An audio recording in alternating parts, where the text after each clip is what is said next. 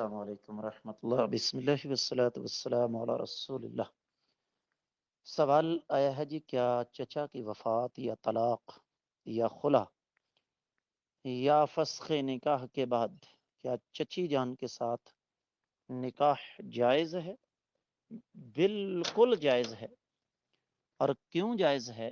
اس لیے کہ رب کائنات نے چوتھے سپارے کے آخر میں اور پانچویں سپارے کے شروع میں ہمیں بتا دیا ہے کہ فلاں فلاں رشتے تم پر حرام ہیں، اور ساتھ فرمایا وَأُحِلَّ لَكُم مَا وَرَاءَ ذَلِكُم، اس کے علاوہ تمام کے تمام رشتے تمہارے لیے حلال ہیں۔ تو چچی اور ممانی بیوگی یا طلاق کے بعد یا فسخ نکاح کے بعد حلال ہو جاتی ہیں، کیونکہ وہ اس فہرست میں نہیں آتی۔ امید ہے کہ انشاءاللہ آپ کو سمجھ آ گئی ہوگی۔ واللہ تعالی اعلم۔